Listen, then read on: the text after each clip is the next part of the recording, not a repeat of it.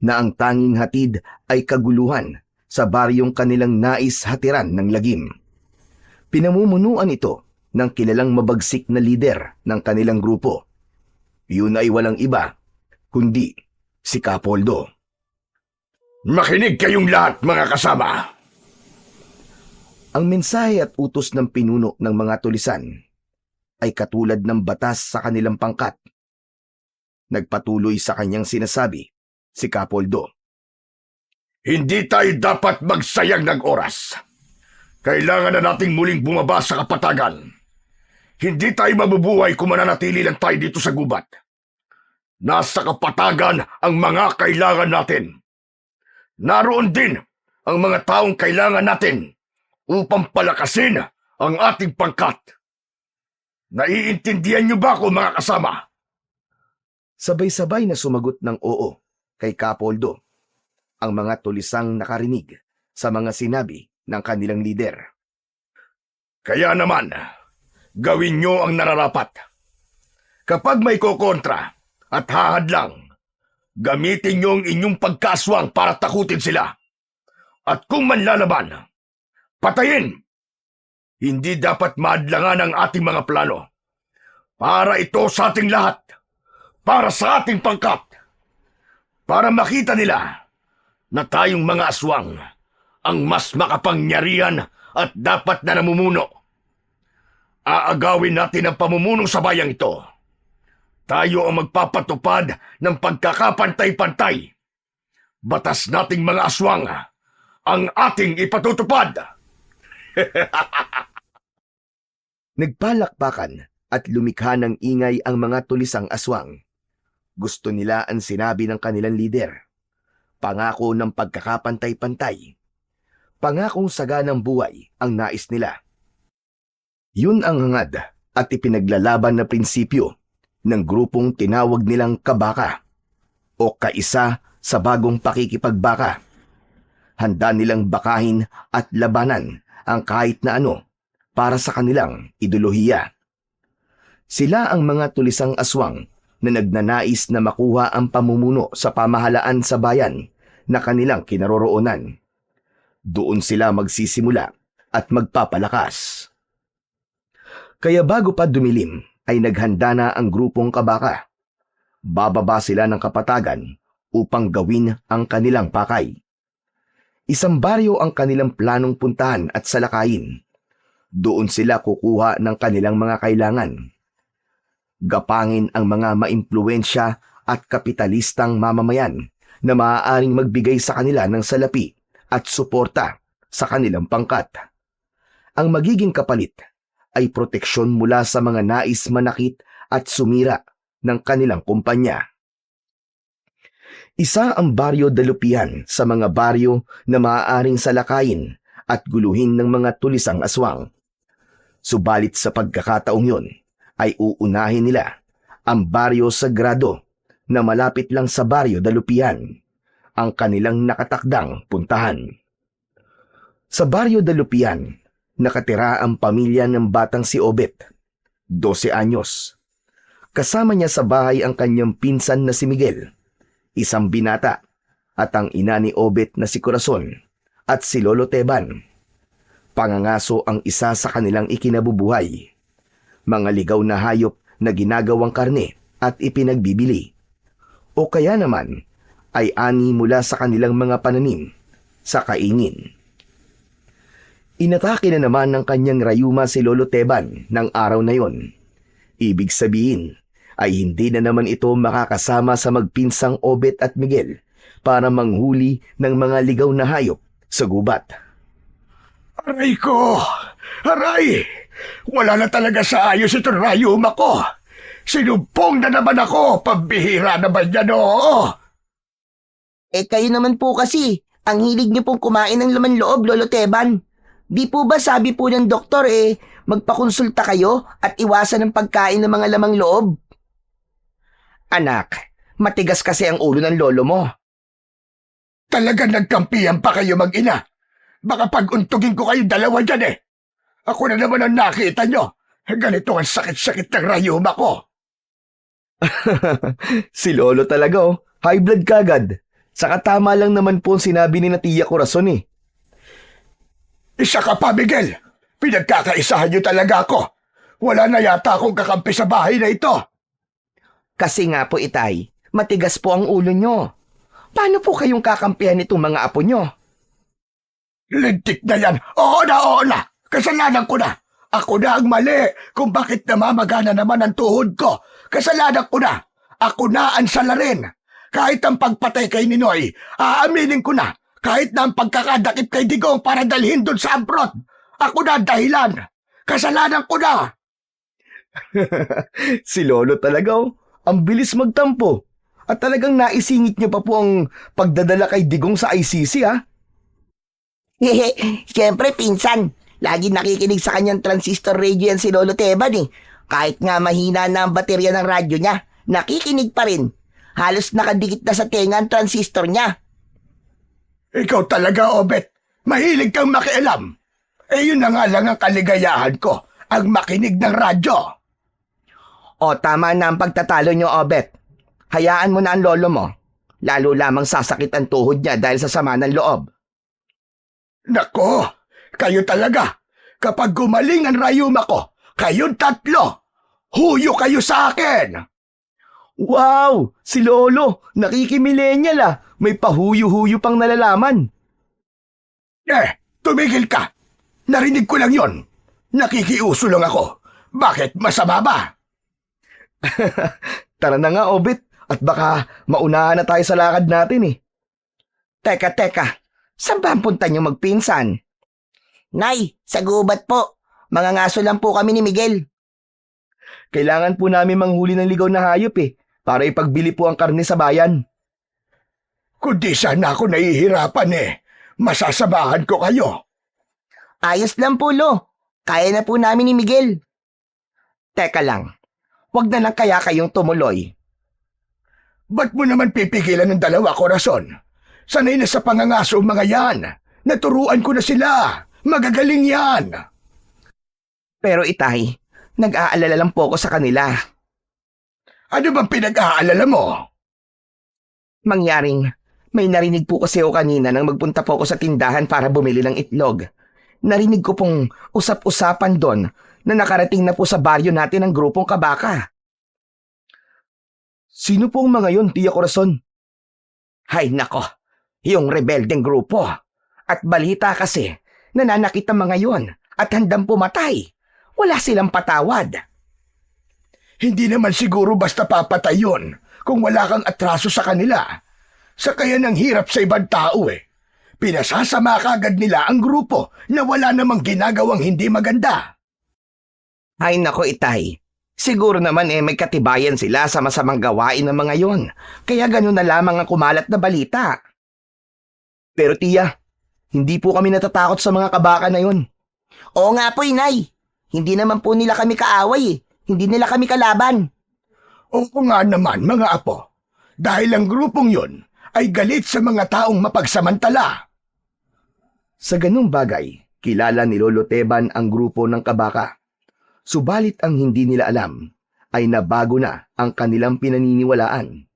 Hindi na sila mabuti gaya ng dati dahil nga ang kanilang grupo ay pinamumunuan na ni Capoldo na may lahing aswang. Kaya lahat ng mga kaanib sa pangkat ay ginawa niyang kauri niya.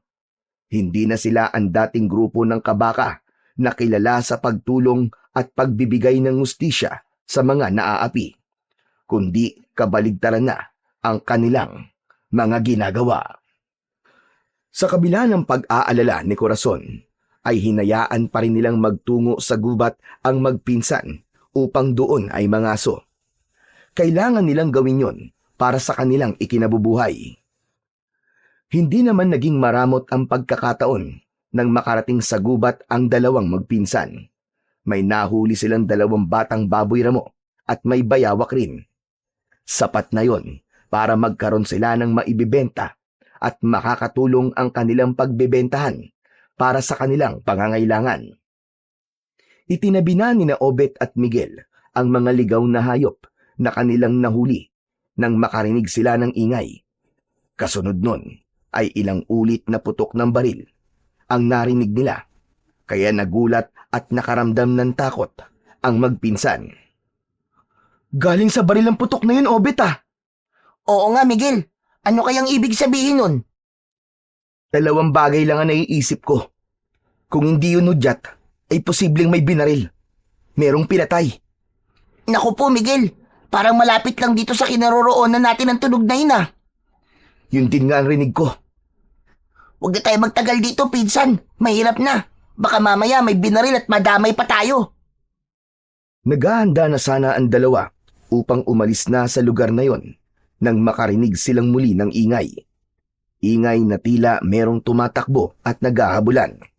Kaya saglit nilang iniwan ang mga hayop na kanilang iuuwi at humanap sila ng lugar na may makapal na halaman na pwede nilang mapagtaguan. Pinsan, Obet, dito tayo, halika, dali. Oo, sige. Mauna ka. Susunod na lang ako. Nagmamadaling nagkubli ang magpinsan sa lugar na may makapal na halaman. Sa kanilang pinagtaguan ay imposibleng makita pa sila. Kaya lang, hindi sila dapat lumikha ng anumang ingay dahil tiyak na malalaman na may ibang taong naroroon. Baka maging mitya pa yon ng kanilang kapahamakan. Habang nakakubli sina Obet at Miguel, ay wala silang inikan. Pigil na pigil din ang kanilang paghinga upang hindi yon makalika ng kahit na anong ingay. Saglit pa ay naramdaman ng dalawa na papalapit sa kanila ang mga kaluskos at yabag. Hanggang sa nakita nila ang isang lalaki ang tumatakbo na may sugat sa katawan malapit sa dibdib. Isang bagay ang naisip ni na Miguel at Obet. Posibleng binaril ang lalaking tumatakbo. Ilang mga kalalakihan ang nakita ng dalawa na nakasunod sa lalaking sugatan. Hanggang naabutan ng mga lalaking nakasunod ang taong may sugat. Malapit lang yon sa pinagkukublihan ng magpinsan. Bumagsak pasadsad sa damuhan na tila nangihina ang sugatang lalaki. Ang kalalakihang humahabol sa kanya ay huminto sa harap ng taong sugatan. Biglang nagpalit ang anyo ng mga ito. Nagkaroon ng makakapal na balahibo. Lumaki at humaba ang tenga at tinubuan ng pangil at matutulis ng ngipin. Maging ang kanilang mga kuko ay humaba ng pabaluktot at matutulis na animo ay tari ng manok. Umatungal na nakatingala sa langit ang dalawang halimaw, saka pinagtulungan nilang dukutin ang lamang loob ng kaawa-awang biktima na nasa kanilang harapan. Kitang-kita ni na Obet at Miguel ang kahindik-hindik at nakapandidiring pangyayari na yon. Halos bumaliktad ang kanilang sikmura nang makita nila na nilalantakan at waribay sarap na sarap pa ang mga aswang habang ginagawang pagkain ang dinukot na lamang loob sa lalaking sugatan. Kapwa takip ng magpinsan ang kanilang bibig upang isa man sa kanila ay hindi makalika ng ingay. Labis silang natatakot at nag-aalala na sakaling makalika ng ingay ay mabaling sa kanila ang atensyon ng dalawang aswang at sila naman ang gawing pagkain. Ilang minuto rin na nanatili sa kanilang pinagkukublihan ang magpinsan. Saka pa lamang sila lumabas sa madamong lugar nang matiyak nilang wala na ang dalawang halimaw at iniwan na ang kanilang biktima. Kalunos-lunos ang itsura ng lalaking naging biktima ng aswang. Hindi sukat akalain ng magpinsan na sa gagawin nilang pangangaso ng araw na yon ay masasaksihan nila ang ganung uri ng kahindik-hindik na pangyayari. Wala na kaya ang dalawang aswang na yon, pinsan? Oo, sa tingin ko wala na sila. At tiyak na hindi na sila babalik dito dahil busog na yung mga yun. Pambihira. Kawawa naman yung biktima nila, Miguel. Tama nga pala ang kumakalat na bali-balita dito sa atin. Tungkol sa aswang na nagkukuta dito sa kagubatan? Oo, Obet. At sila rin yung sinasabing mga tulisang aswang. Tama ka. Hindi naligtas ang ating baryo sa mga nilalang nakagaya nila. Kaya tama lang pala na doble ang gagawin natin pag-iingat. Buti na lang pala at hindi nila tayo napansin habang nakatago kanina. Kung hindi, baka katapusan na natin. Oo nga, siguro dahil ang atensyon nila nandun sa lalaking kanilang hinabol at ginawang pagkain. Pero ang alam ko ay matalas din ang kanilang pangamoy. Kaya lang, ba't hindi nila tayo naamoy, Obet? Hehe, paano? Mas malakas ang amoy ng putok mo, pinsan. Kaya magpasalamat tayo sa lakas ng putok mo. Huy, si Raulo, grabe ka ha. Wala akong putok no. Baka ikaw. Hindi, joke lang yun. Ikaw naman. O basta, magpasalamat na lang tayo at hindi tayo nakita kanina ng aswang. Kundi, baka hindi na tayo makakauwi at natepok na rin tayo. Tama ka. Pero kailangan na nating umuwi, Obet. Dapat na tayo makaalis dito bago pa may ibang makakita at pag hinalaan tayo na tayo ang pumatay sa lalaking naging biktima ng aswang. Hindi na nga nagpatumpik-tumpik pa ang magpinsan. Agad na kinuha nila ang nahuli nilang baboy ramo at bayawak sa kanilang pangangaso. Saka nagmamadali na silang bumaba ng kagubatan para umuwi. Nang makarating sa bahay ang magpinsan, ay inabutan nila na kanina pa pala naghahantay si Aling Corazon, ang ina ni Obet. Salamat naman at narito na kayong dalawa. Kanina pa ako hindi mapalagay. Hanggat di kayo dumarating. Natataranta na naman po kayo, Tiya Corazon eh. Dahil sa nabalitaan ko kanina, sinalakay daw ng taong labas ang baryo sagrado. Malapit lang yun dito sa baryo natin, ba? Ano po? Sinalakay ng mga tulisan? Tama ka, Obet. At kinilimbat ng mga tulisan lahat ng maaari nilang pakinabangan. Kapag nagdamot at tumutol sa ibig nilang mangyari, ay sinasaktan o kaya ay pinapatay nila. Talagang mga hayop sila.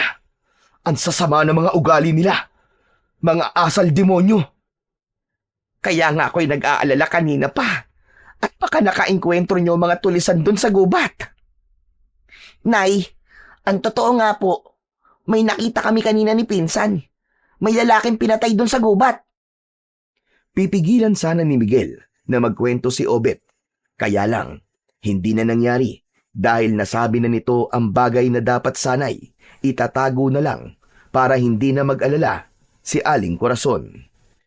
Ano ka ba? Ito ba ang sinasabi nitong si Obet, Miguel? Anak ng... Ito kasing si Obet eh. Masyadong madaldal eh. Aba, at plano niyo pa talagang ilihim sa amin, ganun pa?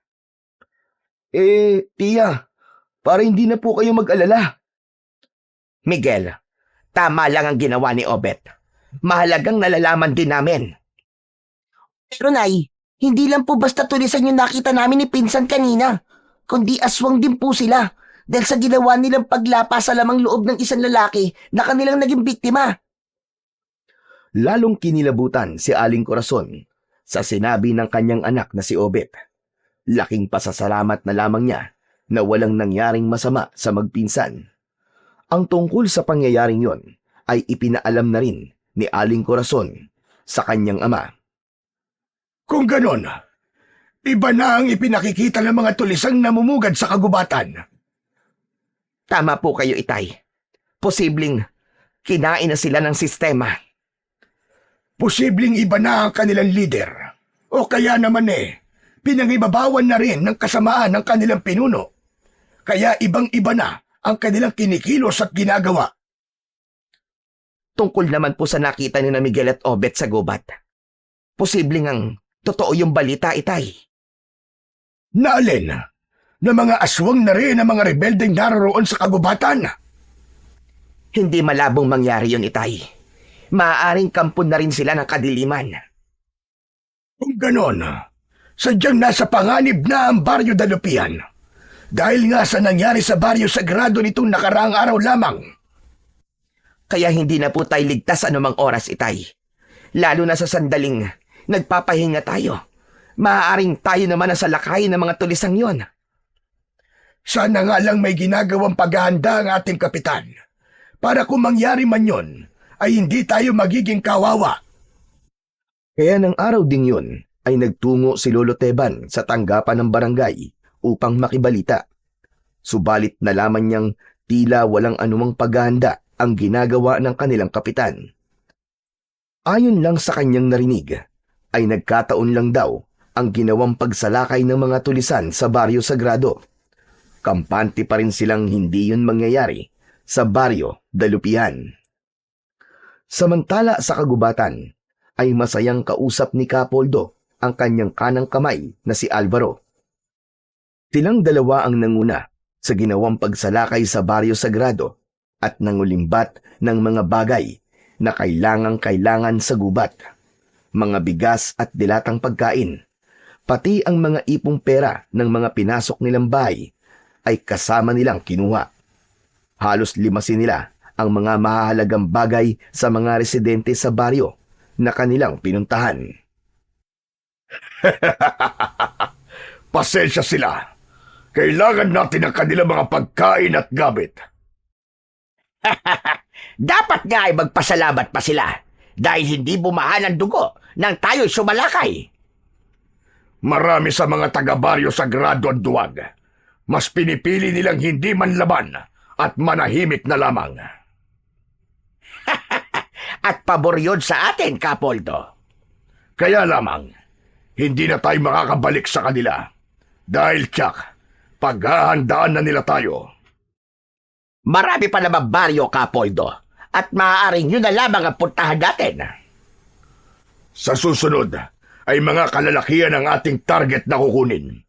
Yung mga nasa edad 20 hanggang 40 anyos, Alvaro. Yung malalakas at pwedeng makipaglaban. Para saan naman, Capoldo? Sila ang magiging karagdagan lakas natin. Papangakuan natin ng mas magandang buhay kapag sasama sila sa atin. Kapag narito na sila, saka natin isasali ng pagiging aswang. Kapag naging kauri na natin sila, mawawala na ang kanilang interes na bumalik pa sa kanilang pamilya. Mas pipiliin na lamang nila na manatili na lamang sa gubat kasama natin. Huwag kang mag-alala, Capoldo, dahil hindi tayo mabibigo sa ating mga plano. Ngayon pa lang, nakikita ko na, lalo pang lalaki ang ating pangkat. Kaya katatakutan ang pangalang Kabaka. Pangingilagan at sa huli ay hahangaan. Dahil matutupad na ang ating hangaring, maging malaking grupo na tayo na magpapabagsak ng gobyerno para tayo na ang siyang mamumuno sa buong bayan. Tama ka. At kapag nangyari yun, hindi na tayo magtatago pa dito sa gubat. Bababa na tayo sa bayan, sa mga lungsod, at ang mga kauri na natin ang maluluklok sa posisyon. At batas na natin ang siyang ipatutupad sa buong bansa. Napakasarap! Napakasarap mangarap, Capoldo! Pero hindi lang yun hanggang pangarap lamang, Alvaro. Kundi pagsisikapan nating matupad yun. Dahil pare-pareho tayong makikinabang. Dahil nga sa mga napapabalitang hindi magandang pangyayari na ginagawa ng mga tulisang galing sa gubat, ay hindi na basta pinapayagan ni Corazon na mangaso pa ang magpinsan. Ano ba naman kayo? Para yun sa inyong kaligtasan, Miguel. Kung samahan ko na lang kaya mga apo ko, Corazon. Kahit samahan niyo po sila, Itay, delikado pa rin. Pero sa pangangaso po nang gagaling ang ating ikinabubuhay. Oo nga naman po, Inay. Kaya paano pa po tayo mabubuhay niyan kung pangangahoy lang po ang gagawin namin ni Pinsan? Tsak po, kakapusin po tayo sa panggastos natin. Gagawang ko na lamang ng paraan. Dadayo ko kahit sa kabilang baryo para maggupit ng buhok at ng kumita ko. Anak, hindi maaaring ikaw lang ang kikilos. Kaya hayaan mo nang magsama-sama kaming tatlo para manghuli ng ligaw na hayop. Itay, paano naman po kung may mangyaring masama sa inyo? Pabihira ka. Bakit naman kasi nang iniisip mo? Saka sa araw kami pupunta sa gubat. Gabi naman kung sumalakay ang mga tulisang aswang eh. Itay, ang aswang na sinasabi nyo, wala nang oras na pinipili. Kahit araw ay may kakayahan na rin silang gumala. Hindi na nakipagtalo pa si Lolo Teban sa kanyang anak. Alam niya ang punto nito, kaya nga lamang hindi maaaring wala silang gagawin para sa kanilang ikabubuhay. Samantala, dahil nga handa si Kapoldo na patuloy pang palakasin at paramihin ang mga miyembro ng kanyang binubuong grupo, kaya minsan pa siyang nag-utos sa mga tauhan upang humanap ng mga kalalakihan na isasama sa gubat. Kaya naman, pagsapit ng gabi ay may kanya-kanyang lakad ang bawat grupo. Kailangan makapagpadala sila ng mga kalalakihan na maidaragdag sa kanilang pangkat. Dapat silang makakuha sa kahit na anong paraan. Hanggang ng mga sumunod na araw ay naging bali-balita ang pagkawala ng ibang kalalakihan. Samot-sari ang balitang lumalabas. May sinasabi na may rebelding dumukot sa ilang kalalakihan. Merong pinangakuan ng magandang buhay. Meron din namang tinakot at ang iba ay biktima raw ng aswang at isinama. Kaya mas pinaniwalaan nila na sapilitang kinuha ang mga kalalakihang nawawala. Mula yun sa mga baryong magkakaratig o magkakatabi, ang balita na pagkawala ng mga kalalakihan. Ang mga pangyayaring yun ay dahil ipinag-utos ni Kapoldo, ang lider ng mga tulisan. Tiyakin na hindi makakatakas sa mga lalaking dinala nyo dito sa ating kuta. Oo, Kapoldo. Maigpit at matibay ang mga ginamit na panali sa kanila. Huwag mo na silang pakakainin. Ngunit, nagrereklamo na ang iba sa kanila, Kapoldo. Dapat muna natin silang gamutin. Para kapag gutom na sila, Alvaro, hindi na sila makakatanggi pa sa pagkaing ihahain natin. Tsak lalantakan nila kagad yun. Wala silang kalam-alam na sa pagkain na ibibigay natin sa kanila ay naroon ang pulbos na magpapabago sa kanilang isipan hanggang sa yakapin na nila ang pagiging aswang. Magaling! Tama ka, Kapoldo. At kapag ganap na natin silang kauri, sila naman ang gagalaw para humanap ng iba pang isasama dito sa gubat. Kaya nga tuloy-tuloy lang ang ating pagpapadami. Magugulat na naman tayo na isa na tayong malaking grupo. At kapag nangyari yun, bababa na tayo ng kapatagan dahil sasakupin na natin ang isang baryo kung saan tayo maninirahan ng magkakasama. Doon tayo bubuo ng isang bagong pamayanan. Pagkatapos ng isang araw na hindi pagbibigay ng pagkain sa mga kalalakihang dinukot mula sa iba't ibang baryo, ay saka pa lamang sila naghanda ng pagkain. Karne ng mga hayop gubat ang inihanda nilang pagkain para sa mga ito. Pinakuluan nila ng bahagya ang mga karne ng hayop kasama ang mga lamang loob. Saka yun ang kanilang ibinigay sa mga kalalakihan. Nang makita ng mga lalaking bihag nila ang pagkaing inihanda, ay halos bumaliktad ang kanilang mga sikmura. Dahil amoy pa lamang ng pagkain ay parang hindi na kayang tanggapin ng kanilang mga tiyan. Kaya lamang, matindi na ang gutom na kanilang nararamdaman. At kung hindi naman nila kakainin ang mga inihandang pagkain, ay nakatutok naman sa kanilang mga ulo ang baril na mga tulisan na siyang tatapos sa kanila. Kaya wala silang magawa kundi kainin ang mga malalansang pagkain kahit pa hindi yun kayang tanggapin ng kanilang mga sikmura. Pagkatapos na makakain ang mga kalalakihan, ay tila nahilo ang mga ito at nawalan ng malay.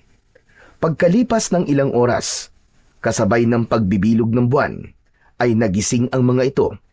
Nanlilisik ang mga mata at tumutulo ang mga laway. Hindi man nagbago ang kanilang anyo, subalit ang kanilang mga kilos at galaw ay katulad na sa mga halimaw. Kapoldo! Tagumpay! Tagumpay ang ating plano!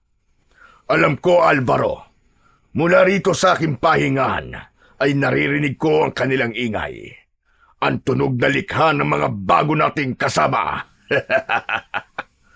Tama ho kayo. Simula pa lamang ito ng patuloy nating pagdami.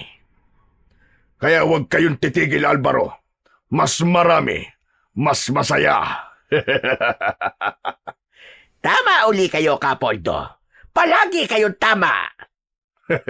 Buti alam mo. Kaya bukas na bukas din, maaari ng pakawala ng mga bagong kauri natin. Pero ibilin sa iba nating kasama, nabantayan pa rin sila. Maaaring may magtangkang tumakas, lalo na yung hindi paganap ang pagiging aswang. Kapag may nakita silang kakaibang kinikilos, alam nyo na ang dapat gawin. Oo, Kapoldo.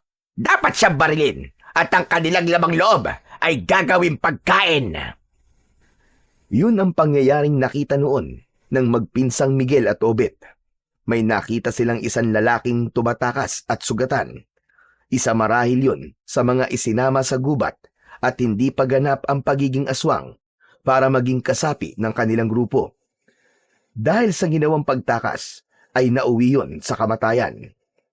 Samantala, hindi naman mapalagay ang magpinsang Miguel at Obet na wala silang gagawin para makatulong sa kanilang pangangailangan. Hindi sila sanay na nasa bahay lang. Pinsan, nakakainip yun nandito lang tayo sa bahay. Oo nga, Obet Pakiramdam ko, mga pabigat lang tayo. Si Inay kasi, ayaw niya na tayong papuntahin sa gubat eh. Paano? Masyado kasing nervyosa yan si Tia Corazon Ewan ko ba kay nanay? Ano kaya kung bukas ay sumalisi tayo? Mangaso tayo. Huwag nating ipaalam. Pero paano natin gagawin yun? Madali lang. Akong bahala. Makinig kang mabuti sa akin. Kunwari, sasabihin ko may lakad ako, tapos ikaw, sasabihin mo kunwari din na makikipaglaro ka lang sa mga kaibigan mo. Hindi tayo aalis na magkasama. Nang sa ganun, hindi sila magginala. Teka, parang, oo nga no, parang pwede yun ah. Pwede talaga, Obet. Tapos kay Lolo Teban lang tayo magpapaalam. Tsak, hindi yun tututol kasi nga, di naman siya kagaya ng nanay mo na masyadong matatakotin Laging iniisip na may mangyayaring masama sa atin. O sige, okay sa akin yan. O bukas tuloy tayo, Obet Kasi kung aasa tayo sa nanay mo, baka bukas wala na tayong makain. Okay lang ba sa'yo na magutom tayo? Siyempre hindi no. Kaya nagkasundo na ang magpinsan na kinabukasan ay magtutungo sila ng gubat upang mangaso at manghuli ng ligaw na hayop na may pagbibili. Kinausap nila ang kanyang lolo Teban na pumayag naman sa kanilang plano. Ang tanging mahigpit na bilin lang ng kanilang lolo ay doblehin ang gagawin nilang pag-iingat. Kinabukasan, gaya ng dati, ay maagang gumising si Aling Corazon dahil siya ang naghanda ng kanilang pagkain.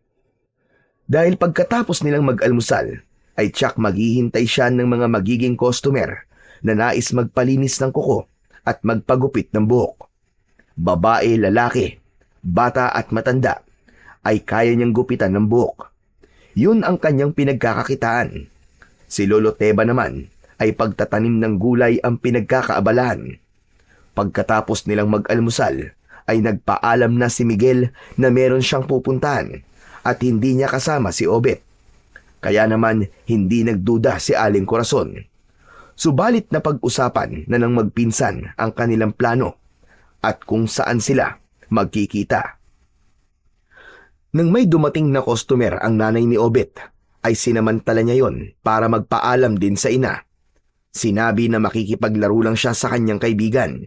Subalit lingid sa kaalaman nito, ay magkikita lang sila ng pinsan niyang si Miguel sa lugar na kanilang napag-usapan para sabay na magtungo sa gubat.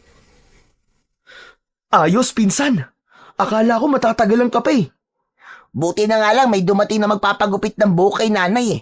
Kaya nagpaalam na agad ako para maglaro kunwari. Wala siyang maraming tanong pa. Okay, ayos. Bago lumubog ang araw, tsak makakabalik na tayo. At sana lang, may mahuli kagad tayong baboy ramo. Yung gamit nating panat-itak, pinsan, nadala mo ba? Oo, narito sa sako. Dito ko niligay kanina. Kunin mo na yung gamit mo para makaalis na tayo. Malayo-layo rin ang lalakarin natin papuntang gubat. Mula sa loob ng sako ay kinuha na ni Obet ang pana at busog na gagamitin niya, pati na rin ang itak na itinali niya sa kanyang bewang. Ikinabit na rin ni Miguel ang para sa kanya at saka nagsimula na silang maglakad patungo sa pakay nilang lugar. Samantala, nang sumapit na ang hapon, ay napansin ni Aling Corazon na wala ang magpinsan. Hindi rin nila kasabay kumain ng tanghalian ng mga ito, kaya nag-usisa na ito sa kanyang ama. Itay, nakita niyo po ba sina Obet at Miguel?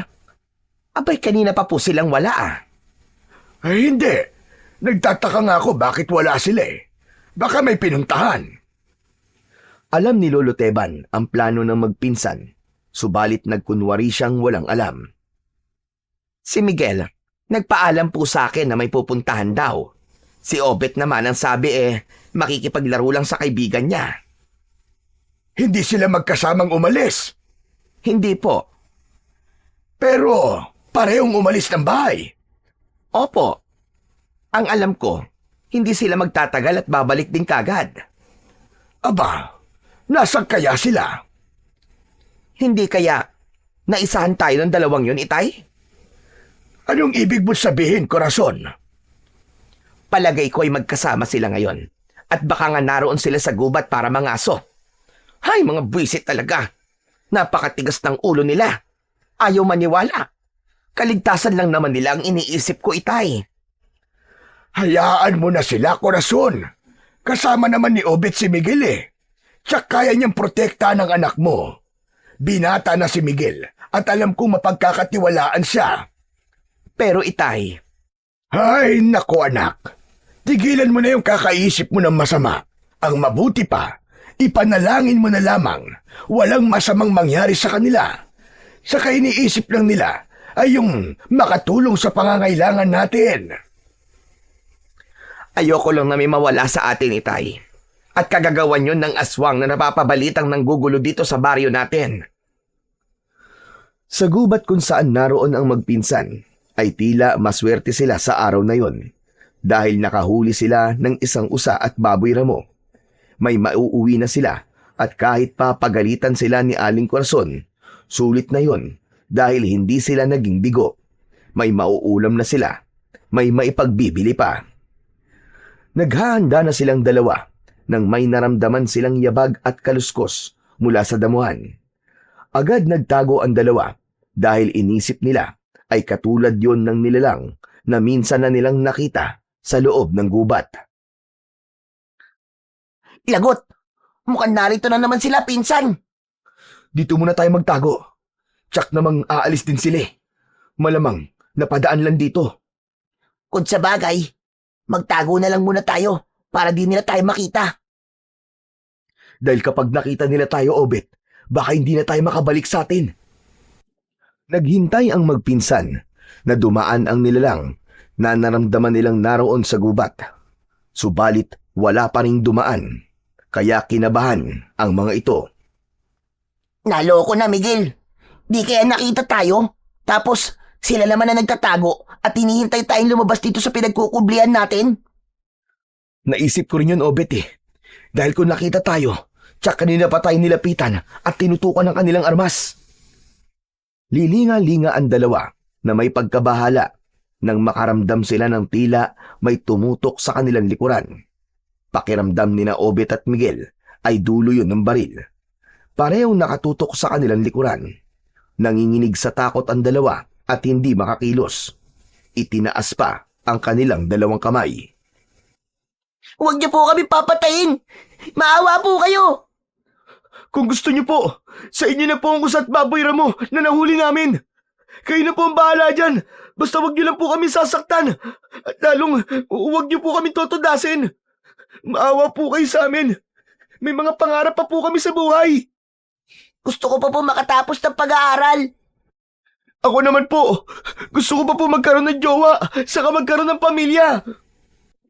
Nakita ng nilalang na nasa likuran ng magpinsan ang takot na nararamdaman ng mga ito, kaya hindi na nito nakuha pa ang magkunwari. Napahalakhak ng malakas si Lolo Teban na siya palang nasa likuran ng dalawa at gamit ang dalawang putol na sanga ng kahoy ay itinutok sa likod ng dalawa na inakala nila'y dulo ng baril. Mga nervyoso pala kayo eh. Para nagkandaihi yata kayo sa takot kanina. Si Lolo talaga. Mabuti na lang po, hindi ako naihi. Kabad trip talaga tong si Lolo Teban, oh. Ang lakas man trip. Naisipan ko lang naman na biruin kayo. Di ko akalain na ang lakas pala ng nervyos nyo sa inyong katawan. Paano? Malakas kayong uminom ng kape. Yan ang napapala niyong dalawa. Dahil nalaman na ng dalawa na ang kanilang Lolo Teban pala ang taong kanina ay kanilang kinatatakutan, kaya naging kampante na sila at nawala na ang nararamdamang takot. Bakit kayo nandito, Lo? Bakit kayo sumunod?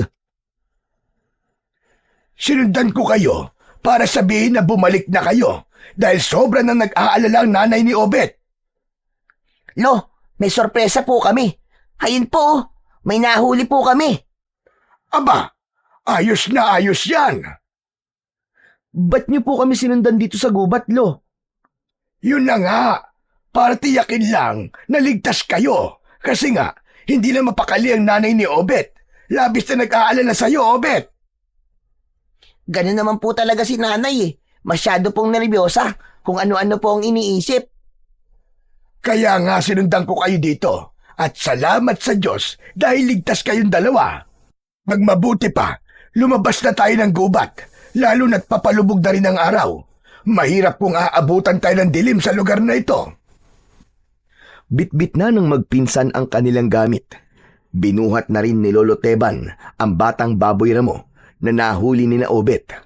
Ang kay Miguel naman ay ang usa, ang kanyang binuhat. Nang makarating sila sa bahay ay sermon kagad ang napala ng magpinsan mula kay Aling Corazon. Nagalit ito sa ginawa ng dalawa. Tahimik lang naman si Lolo Teban. Hindi talaga kayo marunong makinig. Pinag-alala mo ko, Obet. Ikaw rin, Miguel. Huwag na po kayong magalit, Nay. Ayos lang naman po kami ni Miguel eh.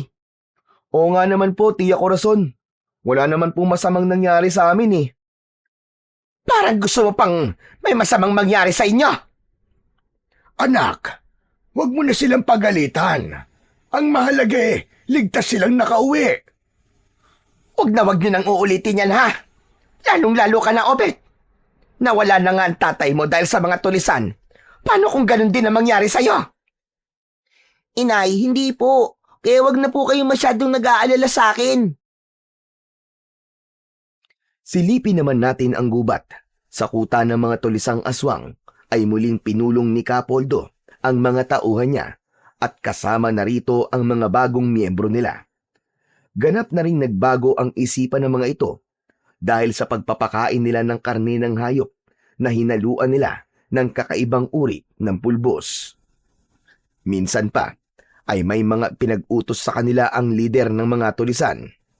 Bagay na dapat nilang sundin upang hindi magalit ang kanilang pinuno. Pagkatapos ng kanilang maikling pagpupulong, ay nagkanya-kanya na ng grupo ang mga ito.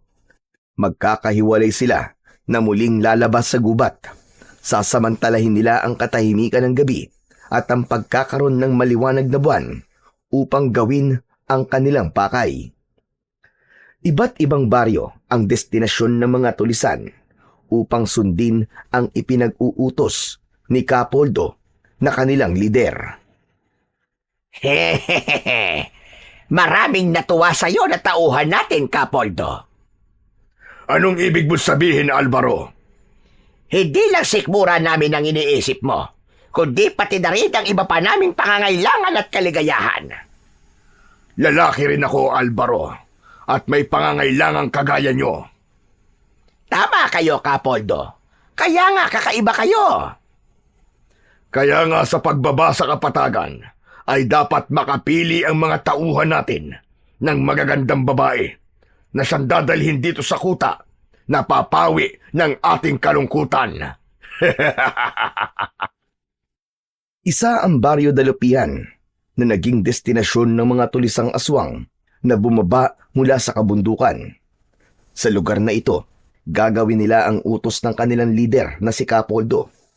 Hahanap sila ng mga kababaihang gagamitin na papawi ng uhaw at magbibigay ng kaligayahan sa mga tulisan. Kasama na roon si Capoldo at Alvaro. Nang makarating na sa mismong baryo ng dalupihan ang ibang aswang, ay nagbago ang kanilang mga anyo. Naging nakakatakot na nilalang ang mga ito. Tinungo ang mga bahay at binulabog ang pamamahinga ng mga naroon. Kasama sa pinuntahan ng mga tulisang aswang ay ang bahay ni Lolo Teban. Nagising ang matanda sa ingay ng kampo ng dilim na nagtungo sa kanilang tahanan. Buwisit na yun ah! Parang gustong sirain ang dingding nitong bahay. Kanina pa kutkot ng kutkot. Ano kaya yon?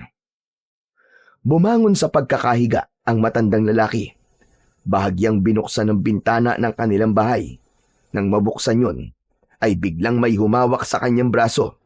Ganun na lamang ang pagkagulat nito dahil sa mabalahibo at may matutulis na kuko ang humawak sa braso niya. Subalit nabitiwan din ang braso ng matanda kaya agad ding isinara ang bintana. Bahagya pang naipit ang kamay ng halimaw dahilan para pumalahaw ito.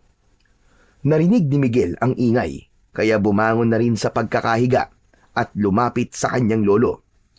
Lo, ano po yun? Saka parang nagulat po kayo. Ano po bang nakita niyo sa labas ng bahay? Aswang! Merong aswang! Sigurado po kayo, Lo? Oh, hindi ako maaaring magkamali. Halimaw ang nakita kong yun. Isang aswang! Nakiramdam at idinikit ni Miguel sa dingding ang kanyang tenga. May kakaibang ingay na siyang narinig galing sa labas. Oo nga, Lo. Anong gagawin natin? Halika, samahan mo ko. Alam kong hindi tayo titigilan ng aswang na yan. Kaya haharapin natin siya. Ano? Paano po, Lo? Kunin mo ang itak at ang bawang dun sa kusina. Yun ang gagamitin natin panlaban sa aswang na gustong umatake sa atin. Teka, si Obet at ang tiya korason mo. Tulog na tulog po sila. Hayaan mo silang matulog. Mas mainam ngayong hindi nila nakikita ang aswang. Tayong dalawa na lang ang bahala. Sige na, pumunta ka na sa kusina at hihintayin kita sa may pintuan. Bilisan mo! Agad na nagtungo sa kusina si Miguel para kunin ang mga bagay na gagamitin nila laban sa halimaw. Saglit lang ay bumalik na si Miguel, dala ang bagay na kinuha ng binata sa kusina. Sa akin tong itak. Ikaw naman, pirapirasuhin mo ang mga bawang at gamitin mo yan para ibato sa aswang. Binuksan na ni Lolo Teban ang pinto ng kanilang bahay at lumabas na sila ni Miguel. Pagkalabas nila ay naroon at nag-aabang ang aswang. Agad na binato yun ng binata gamit ang hawak niyang bawang. Napuruhan ng halimaw at umatungal ito. Tumakbo itong papalayo na sinundan naman ng maglolo. Natakot po siya sa bawang, Lolo. Tama ka. Hindi niya kaya ang amoy at init ng bawang kapag dumikit sa kanilang katawan.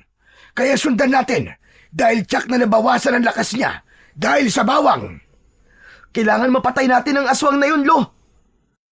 Ursigido silang sundan at patayin ng aswang.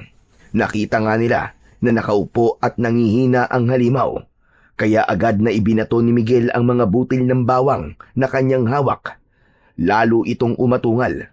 Kasunod nun ay ang tila pag-usok ng katawan. Sinamantala naman ni Lolo Teban ang pagkakataon na yon upang gamitin ang hawak niyang itak at itusok yon sa katawan ng halimaw. Ang dapat sa'yo, mamatay! Halimaw ka! Buong lakas na ibinaon ng matandang lalaki ang hawak na itak sa katawan ng aswang. Tumalsik ang dugo ng halimaw nang masugatan ito. Hinagisan muli yun ni Miguel ng mga piraso ng bawang na kanyang hawak. Muli ay umusok ang katawan ng halimaw hanggang sakitang-kita nila na tila nalulusaw ang katawan ng kampon ng kadiliman. Hanggang sa ganap na natunaw na yon at naging itim na usok. Kasiyahan ang naramdaman ng maglolo. Alam nilang nagtagumpay sila sa pagharap sa kampon ng kadiliman. Bumalik na sila ng bahay, kaya lamang nagtataka sila na sa kanilang pag-uwi ay dinatnan nilang umiiyak si Obet. Oh, pinsan! Ano nangyari sa'yo? Bakit ka umiiyak? May nakita ka bang nakakatakot? Kaya ka umiiyak, Apo? Lolo, may aswang po. May aswang po akong nakita kanina. Lolo, may iba pang aswang na naiwan dito. Nasaan na sinasabi mong aswang, Apo? Wala na po siya, Lolo Teban. Umalis na. Kaya lamang po, tinangay po si nanay. Ano ka ba? Kinuha ng aswang si Tia Corazon. Oo, pinsan. Nagmamakaawa nga ako kanina para wag nilang dalhin si nanay. Pero hindi ako pinakinggan. Sinaktan pa nga ako nung aswang Binalibag ako dito. Sandali lang. Meron pa ba siyang ibang ginawa sa'yo? Kinagat ka ba o binalian? Wala na po, Lo. Pero si inay po, yun nga. Kinuha po nila. Bakit po kaya nila kinuha si Tia Corazon, Lo? Hindi ko rin alam, Miguel. Wala akong ideya. Lolo, bawiin po natin si nanay sa aswang na yun. Alam ko po sila po yung aswang na naroon sa gubat. Natatakot po ako, Lo. Baka kung ano pong gawin nila kay nanay. Bawiin po natin siya. Oo, Apo. Babawiin natin siya. Huwag kang mag-alala. Gagawa tayo ng paraan para makuha natin sa aswang na yon ang nanay mo. Ilang magagandang kababaihan ang dinala ng mga inutusang tulisang aswang sa kuta. Walang malay ang mga kababaihang yon. Isa-isang tinitignan at kinikilatis ni Nakapoldo ang mga babaeng dinukot ng mga tauhan niya. Aba, parang mahihirapan kayong pumili, Kapoldo. Tama ka. Lahat sila ay magaganda na parang wala akong itulak kabigin. Tama ka, Kapoldo. Pero ang babaeng yon na may mahabang buhok at magandang hubog ng katawan ang gusto ko. Huwag mo siyang pakikialaman, Alvaro. Akin na siya. Kanina ko pa siya kinikilatis. Pumili ka na lamang ng iba. Negurado ka na sa kanya, Kapoldo. Oo, Alvaro. Kaya dalhin niyo na siya kagad sa aking pahingahan. Sa akin na siya. Yung iba, kayo na ang bahala sa kanila. Masusunod, Kapoldo. Ang masasabi ko lang, mahusay kayong pumili. Ang babaeng napili ni Kapoldo ay si Aling Corazon, ang ina ni Obet. Bumihag sa mata ng lider ng tulisan ang angking kagandahan ni Aling Corazon. Dahil kahit may anak na ito, ay makikita pa rin sa ginang ang angking kagandahan. Nang maipasok na si Aling Corazon sa pahingahan ni Kapoldo, ay titig na titig ang lalaki sa kabuang katawan nitong wala pa ring malay. Ikaw ang papawi sa aking kalungkutan at uhaw, babae. Magiging aking ka. Pero siyempre, hindi pa ngayon, dahil ayaw kong kaulayaw ang isang babaeng walang malay. Kaya sige lang, magpahinga ka muna. Bukas siguro ay may malay ka na at makakausap na rin kita. Sa kapatagan naman, sa bahay ni na Lolo Teban ay halos magdamag na hindi sila nakatulog dahil nga sa sinapit ni Aling Corazon. Walang tigil ang iyak ni Obet dahil nasaksihan niya mismo ang ginawang pagtangay ng aswang sa kanyang ina. Naghanda ng pagkain para sa almusal nila si Lolo Teban. Mga apo, kumain na muna tayo. Ayoko po, Lolo. Wala po akong gana. Insan, kumain ka na. Mamaya magkasakit ka niyan. Wala akong ganang kumain. Naiisip ko si inay. Lolo, kailan po ba natin siya kukunin? Kailan po tayo pupunta doon sa gubat? Hindi tayo maaaring basta-basta sumugod doon, apo. Kaya lalapit tayo sa barangay. Hihingi tayo ng tulong sa kanila. Para pwede rin nating ilapit sa munisipyo at nang makahingi ng tulong sa mga alagad ng batas para humanap sa inay mo. Lolo, baka po matagal pa po yun Mamaya rin ay aalis ako, apo. para ipaalam sa kanila ang nangyari sa iyong inay. Hindi kontento si Obet sa sinabing yon ng kanyang lolo. Ayaw niyang umasa sa magiging tulong ng alagad ng batas. Kahit bata pa siya, mas gusto niyang siya ang kikilos at gagawa ng paraan. Kahit mga aswang pa ang mga nilalang na dumukot sa kanyang ina, ay handa siya sa kahit na anong pwedeng mangyari. Nang umalis si Lolo Teban, ay nakita ni Miguel na naggagayak si Obet. Kaya nilapitan ni Miguel ang batang pinsan. "Oh, anong ginagawa mo, Obet? Bakit sakbit mo ang pana at busog pati ang itak?" Pinsan, hindi pwedeng wala akong gagawin. Pupunta ako sa gubat, hahanapin ko si nanay.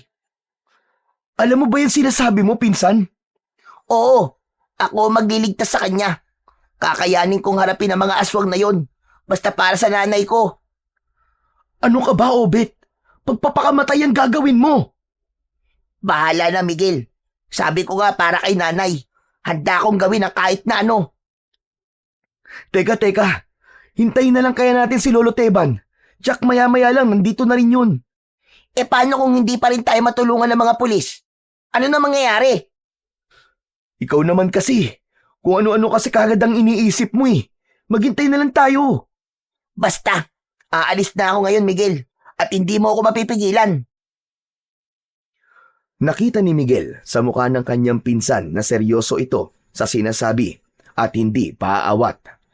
Mahal na mahal ni Obet ang kanyang ina.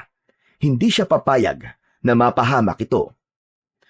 Kung hindi ka na talaga magpapaawat at tutuloy ka pa rin, mas maigi siguro kung sasamahan na lang kita, pinsan. Sigurado ka ba? Sasamahan mo ko? Oo naman. Dalawa tayo magliligtas sa nanay mo. Magpinsan tayo eh. Salamat, Insan. Samantala sa gubat, sa loob ng pahingahan ni Kapoldo, ay gising na si Aling Corazon at nakagapos pa ang paa at kamay. Hindi makapaniwala sa lugar na kinaroroonan niya. Iginala-gala niya ang kanyang paningin. Isang maliit na kubo ang lugar na yon.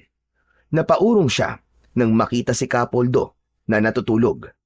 Nakahubad ang gawing pang-itaas ng lalaki. Tanging maikling short lamang ang suot nito. Gusto sanang sumigaw ni Aling Corazon, pero alam niyang walang saysay yon dahil ramdam niyang walang tutulong sa kanya. Nasaan ako? At anong lugar itong kinaroroonan ko? Bakit ako nandito? Napapikit si Aling Corazon at biglang bumalik sa isipan niya ang mga nangyari. Ang naging pagsalakay ng aswang sa bahay nila. Takot na takot sila ni Obet. Pilit siyang kinukuha ng aswang habang umiiyak ang kanyang anak na pilit siyang inaagaw sa kamay ng halimaw. Kaya lang, walang nagawa ang bata. Yung aswang, dinala ko sa lugar na ito. Hayop siya. Pero salamat sa Diyos at wala siyang masamang ginawa sa akin. Teka, ang anak ko, nasaan kaya siya? Pag-aalala, takot at samot-saring emosyon ang nararamdaman ni Aling Corazon ng mga sandaling yon. Maya-maya ay nakita niyang gumalaw ang lalaking natutulog. Nagising na ito at kinusot ang mata. Ang lugar na kinaroroonan ni Aling Corazon ang agad na naging direksyon ng paningin ni Kapoldo. Malaking ngiti ang rumihistro sa labi ng lalaki nang makitang gising na si Aling Corazon. Gising ka na rin pala. Muling napaurong si Aling Corazon. Nasa muka ang matinding takot. Oh, sandali lang. Huwag kang matakot. Sino ka? Anong ginawa mo sa akin? Bakit ako nandito? Narito ka para magbakasyon. Ako nga pala si Poldo. Pero Kapoldo ang tawag nila sa akin. Ikaw, anong pangalan mo? Hindi na importanteng malaman mo pa ang pangalan ko, hayop ka. Huwag mo sanang ipagdamot ang pangalan mo. Maayos ako nakikipag-usap sa iyo. Kaya sana, huwag kang maging suplada. Isa pa, ayoko rin na napapahiya ako. Iba ang dating kay Aling Corazon ng mga sinabi ni Kapoldo, kaya lalo lamang siyang nakaramdam ng takot. Sinabi na lamang niya ang kanyang pangalan at baka kung ano pa ang gawin ng lalaking kaharap. Corazon. Ang pangalan ko ay Corazon. Yan, ganyan. Maging masunurin ka para maging mabait din ako sa'yo. Ano bang kailangan mo sa akin? Maawa ka naman sa akin, Kapoldo. Pakawalan mo na ako. Gusto ko nang umuwi. Baka nag-aalala na sa akin ang aking anak. Hindi maaari yun, Corazon. Hindi pa nga ako tapos sa dapat kong gawin sa'yo tapos gusto mo nang umuwi. Bakit? Ano bang gagawin mo sa akin? Ngumisi si Kapoldo. Makahulugan ang ngisi ng lalaki. Yun lang ang naging tugon niya sa tanong ni Aling Corazon. Tumahimik ang lider ng mga tulisan. Subalit, lalo lang lumakas ang nararamdamang takot ng babae. Nang makita niya na tumayo si Kapoldo at nagbihis ng damit, saka umalis, ay tila nabunutan ng tinik sa kanyang dibdib si Aling Corazon. Bagamat alam niya na babalik pa rin ito, ngunit kahit paano ay bahagyang lumuwag ang kanyang pakiramdam. Kumusta ang iyong gabi, Kapoldo? Naging masaya ka ba? Napawi na ba ang uhaw mo? Hindi mo na kailangang alamin. Isa pa, wala ka na ron. Tila mainit yata ang ulo mo ngayon, Kapoldo. O sabihin, hindi ka naging masaya. Wala pa bang nangyayari sa inyo ng babaeng yon? Sayang ang alindog niya kung hindi mo pa napapakinabangan. Ang sabi ko, Alvaro, wala ka na ron. Hindi mo trabaho na pakialaman ako. Ang mabuti pa, sabihin mo na lamang sa tagapagsilbi na ipaghanda kami ng pagkain. Dalhin sa aking pahingahan. Masusunod, Kapoldo. Iniwan na ni Alvaro ang pinuno ng mga tulisan. Saglit siyang napaisip sa sinabi ng kanang kamay. Dahil nga walang namagitan sa kanila ni Corazon. Sa magdamag na lumipas, ay hinayaan lamang niyang matulog ang babae. Maging siya man, ay pinili niyang matulog lang. Siya ang nag-utos para magkaroon ng babaeng gagamitin para maibsan ang kanilang kalungkutan at pangangailangan bilang isang lalaki. Kaya lamang, bakit hindi niya nagawang galawin si Aling Corazon? Alam niyang maganda ang babae, subalit hindi niya kayang pakialaman ito habang walang malay. Nang magkaroon naman ng malay, ay tiyak hindi magiging madali para mapapayag niya si Aling Corazon sa ibig niyang mangyari. Hanggang sa bumalik na si Kapoldo sa kanyang pahingahan.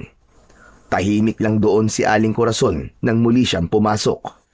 Maya-maya ay tumawag si Alvaro at dala na nito ang ipinahandang pagkain para sa kanilang dalawa.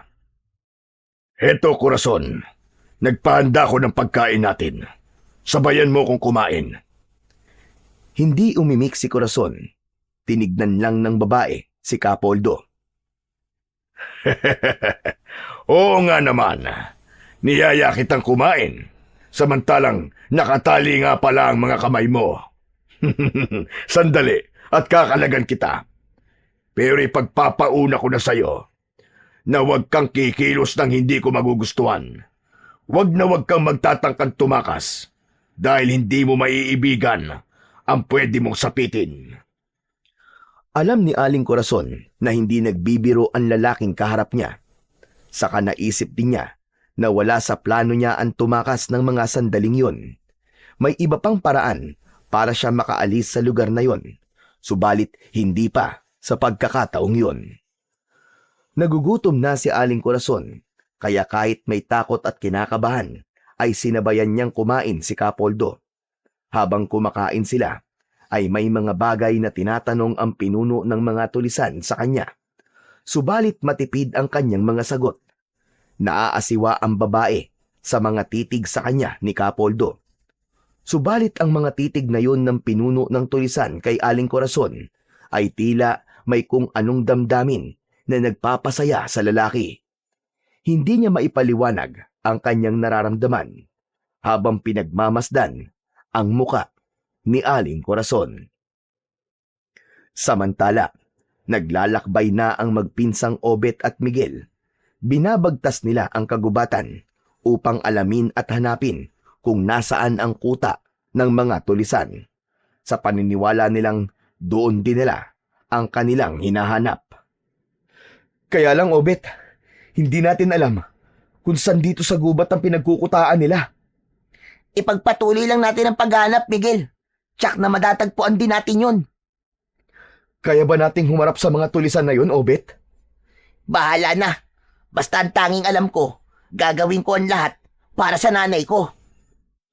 Nagpatuloy sa kanilang paglalakad ang magpinsan nang bigla na lamang may humarang sa kanilang daraanan na isang puting bayawak. May taglay na sugat ang naturang hayop. May pagtataka na lumapit ang magpinsan, bagamat may konting pagkabahala, lalo na't noon lang sila nakakita ng ganung uri ng bayawak. Hindi gaya ng ibang bayawak ang nakita nila, dahil kung ang iba ay natatakot sa tao, hindi ang puting bayawak na yon, kundi tila ba sanay na sanay ito sa tao. Hala! May ganitong uri pala ng bayawak, pinsan. Kulay puti. Ngayon lang din ako nakakita ng ganyang bayawak. Tama ka, puti nga ang kulay niya at nagkukulay ginto kapag nasisinaga ng araw. Teka, pinsan. May sugat siya, oh. Saan kaya niya nakuha ang sugat na yan? Malamang may nakakita sa kanya at sinaktan siya dahil ibig siyang hulihin. Parang hinang-hina na siya, pinsan. Baka hindi na yan tumagal pa. Parang mamamatay na. Binuhusan ng dala nilang tubig ang katawan ng puting bayawak sa bahagi na dumudugo. Nawala ang dugo sa katawan nito nang mabuhusan ng tubig. Unti-unting nawala ang sugat ng naturang hayop, kaya lalo lang namangha at nagulat ang magpinsan. Kasunod noon ay lumabas ang mahaba at magkasangang dila ng puting bayawak. Sa paglabas ng dila ng hayop na reptilya ay may bagay silang nakita na nahulog mula sa bibig nito. Dahil sa pagtataka ay tig-isa nilang pinulot ang dalawang bagay na yon. Ganun na lamang ang pagtataka ng magpinsan na ang pinulot nilang maliit na bagay mula sa puting bayawak ay gumalaw at pilit na bumaon sa kanilang mga palad. Nagsumiksik ang bagay na yon hanggang sa ganap na bumaon sa kanilang kamay. Wari gumapang ito patungo sa kanilang katawan. Napapaigtad ang magpinsan nang maramdaman nilang tila ba gumagalaw yon sa kanilang katawan. Nagkatinginan ang magpinsan na may pagtataka. Sa kanila hinanap ang puting bayawak na pinagmulan ng bagay na pumasok sa kanilang katawan. Ngunit wala na ang naturang hayop. Hindi nila namalayan ang pag-alis nito. Kaya naman, nanatiling katanungan sa isipan nila ang mga nangyari. Kung ano ba ang bagay na pumasok sa kanilang katawan, nabigay sa kanila ng puting bayawak. Ano ba itong nangyayari sa atin, pinsan? Hindi ko rin nga alam, Obet eh. Pero ano bang nararamdaman mo ngayon? Parang ano eh. Parang may kakaibang enerhiya na pumasok sa katawan ko. Ganon din ang sa akin, Obet. Tila may pambihirang lakas na ibinibigay sa akin. Naisip ko nga, hindi kaya bertud ng puting bayawak yung binigay sa atin? Ano ka mo? Bertud ng puting bayawak? Oo, Obet, tama ka. Dati pa ako nakakarinig ng mutya o kaya ay bertud na galing sa bayawak. Taglay nito ay pambihirang lakas at kapangyarihan laban sa iba't ibang nilalang. Pero puting bayawak naman na nakita natin eh. Ano kayang ibig sabihin nun? Malay natin, baka mas malakas at kakaibang bertud na dala ng puting bayawak. At kapag totoo nga yun, napakaswerte natin, Obet. Dahil sa atin yun ipinagkatiwala. Isa pa, magagamit natin yun para iligtas natin si Tia Corazon. Oo nga no. Tama ka, Insan. Sana nga matulungan tayo nun sa ating misyon. Buo ang kanilang paniniwala na may dalang swerte ang inilabas ng puting bayawak. Kaya ipinagpatuloy nila ang paglalakad na puno ng positibong pag-asa na magtatagumpay sila upang iligtas si Aling Corazon sa kuta ng mga tulisang aswang. Samantala, sa pahingahan ni Kapoldo, hindi man nakatali ang kamay at paa ni Aling Corazon, ay hindi pa rin nagiging madali para makaalis at makatakas siya sa lugar na yon. Bago pa siya makalayo, ay tsak na makikita siya ng mga tauhan ni Kapoldo na nakakalat sa lugar na pinagkukutaan nila. Minsan pa ay pinagmamasdan ni Kapoldo si Aling Corazon na nakaupo lang sa isang sulok ng pahingahan. Bagamat may takot pa rin na nararamdaman ang babae habang nakatingin sa kanya ang pinuno ng mga tulisan, labis na ikinagulat naman ni Aling Corazon ang binitiwang salita ng lalaki. Ngayon lang ako nakakita ng kagandahan taglay mo, Corazon. Ibig kitang angkinin dahil yun ang sinasabi ng aking katawan. Kaya lamang, iba ang idinidikta ng aking puso at isipan. Ang gusto ko'y pakasalan ka muna bago ko gawin ang nais ko. Ano bang sinasabi mo? Ang totoo, maaari kong gawin sa'yo ang kahit na anong nais ko. Pero iba ang nararamdaman ko. Ang gusto ko ay pakasalan ka at makasama ka habang buhay para maging ina ng mga magiging anak ko. Nababaliw ka na ba? Hindi Corazon. Kundi nagiging totoo lamang ako sa aking nararamdaman para sa'yo. Ngunit, imposible naman ang ibig mong mangyari. May sariling batas ang aming grupo sa pagpapakasal, kaya pwedeng mangyari yon ayon sa aking kagustuhan. Hindi ako magpapakasal sa'yo. Hindi tayo nagmamahalan. Isa pa, ngayon lang kita nakilala. At hindi ko pa nga alam ang tunay mong pagkatao. Hindi na importante yon, Corazon. Ang may papangako ko lang sa'yo ay magiging maayos at magaan ang buhay mo sa piling ko. Ikaw ang aking magiging reyna. Ayoko. Ayoko, Kapoldo. Gusto ko nang umuwi sa amin. Hindi mo ko maaaring tanggihan, Corazon. Ang totoo nga ay mapalad ka. Ang tanging plano ko lamang ay gamitin ka para mapawi ang aking kasabikan sa babae. At pagkatapos ay ipapasa na kita sa iba kong tauhan. Pero nang makita kita, iba talaga ang naramdaman ko. Hindi kita gagawin pampalipas oras at gagamitin lamang. Dahil sabi ko nga, kasal ang nais ko. Dahil ikaw ang gusto kong makasama para bumuo ng pamilya dito sa gubat. Patayin mo na lang ako kaysa pumayag sa gusto mo. Sayang naman kung mamamatay ka, Corazon. Dahil nga ako ang batas dito sa gubat, kaya sa ayaw at sa gusto mo, ikakasal tayo at ako ang magtatakda noon sa nalalapit na pagbibilog ng buwan. Mainam na simula yon para sa ating pag-iisang dibdib. Pikit mata at kagatlabi na lamang si Aling Corazon. Sumisigaw ang damdamin niya sa pagtutol. Kaya lang, ano ba ang kakayahan niya para kontrahin yon? Wala siyang kakayahan. Kaya ang tanging nasa isip niya ng mga sandaling yon ay maglaho na lamang o kaya ay malagutan ng hininga sa pagkakataong yon. Subalit naisip niya ang kanyang anak na si Obet. Alam niyang kailangan pa siya ng bata at ang dapat mangyari ay makatakas siya. Bagay na hindi niya alam kung papaano gagawin. Samantala, habang naglalakad ay patuloy na binabagtas ng magpinsan ang kagubatan, ay napahinto sila nang biglang may bumagsak na sibat sa gawing unahan sa lugar na kanilang dinadaanan. Naku po! Muntik na tayong tamaan ng sibat, Obet! Pinsan, alam na nila na may ibang tao patungo sa kuta ng mga tulisan. Maganda ka, Obet. Hindi natin alam kung anong gagawin nila sa atin. Oo, Miguel. Handa na ako. Mula sa mga matataas na damo ay lumitaw ang tatlong lalaki na armado ng baril. Sa bihis at asta ng mga ito ay malalaman kagad na mga tulisan. Lumapit ang mga ito sa magpinsan. Nakatutok ang mga armalite na hawak. Inalam ng mga lalaki kung saan ang punta nila at anong sadya nila sa gubat na yon. Mga kaibigan, hindi kami kaaway. Naligaw lang kami ng pinsan ko. Hindi kami mga kalaban. Maniwala kayo. Opo mga bossing, wala kami masamang gagawin. Kaya pakiusap lang. Pakibaba na po yung mga armas nyo.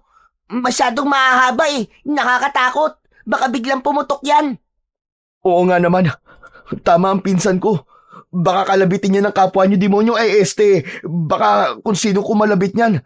Tamaan kami.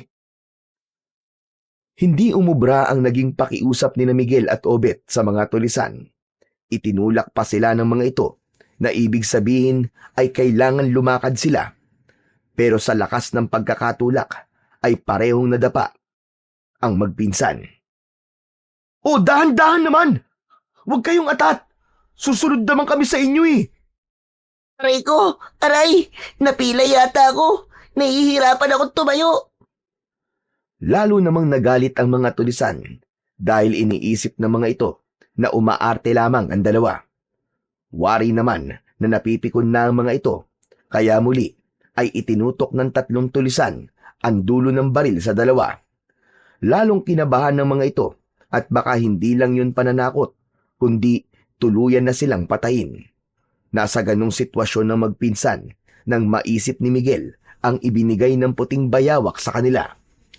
Binulungan ni Miguel si Obet para maghawak kamay at humingi ng tulong sa pinaniniwalaan nilang bertud na nasa kanilang katawan. Yun nga ang ginawa ng dalawa. Saglit pa ay unti-unting nagbago ang itsura ng magpinsan. Katulad yon sa kulay ng puting bayawak hanggang sa ganap silang maglaho.